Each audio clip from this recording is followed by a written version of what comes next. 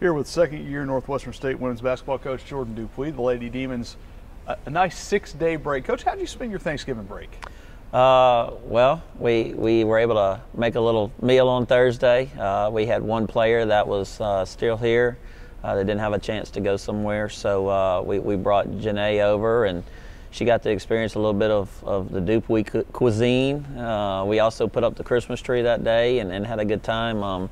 But early that morning, late that night was film study with Southern Miss, of course, and then Friday morning had to get ready for them too because the ladies were coming back in Friday night for a workout and a practice. So it was a good day and went by too fast like most holidays do, but had a good time.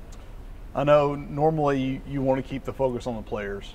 It always needs to be on the players, but there's no doubt when you look at where you come from, your history, your resume, that Tuesday night when you host Southern Miss, it's going to be a little bit special for you. It is. You know, when you look down at the other bench, you see family down there. You know, Coach McNellis gave me my shot in women's basketball, kind of groomed me in order to take over this position. A lot of what I do and how I run things is how she does it. A lot of things you'll see on the court is what I learned and was able to implement there, and stuff that she had done over the course of her tenure there.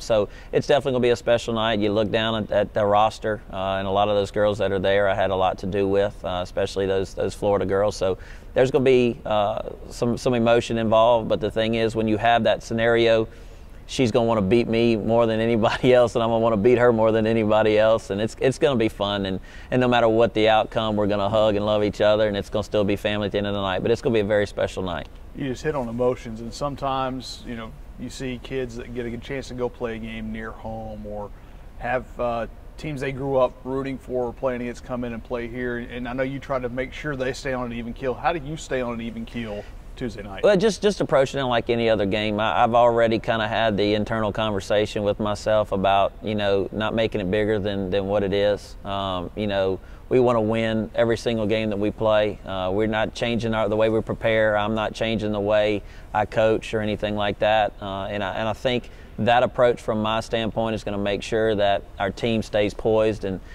approaches just like any other game. They know it's special for me, and they want to win it, but I want them to win this game for themselves. And it's one that's going to be very difficult, but if we implement the game plan, I think we have a great shot of doing so. When you look at Southern Miss, when you take all the history out of it, when you look at them in the 2017-18 season, what do you see from them? I see good balance. You know, they're able to score the ball down low. They're also able to get their perimeter people to score. They do a great job of creating tempo. You know, if tempo is not the way that Coach McNellis wants it, she'll create it on her own, whether it be, you know, running the fast break, make or miss, or full court pressure. So we've got to make sure that we create our tempo, and we've got to slow them down to make sure that they're a half-court team. And they've done a great job. They've played a good schedule so far. They're 5-1. Their only loss being to Mississippi State, which a lot of teams are going to lose to Mississippi State this year.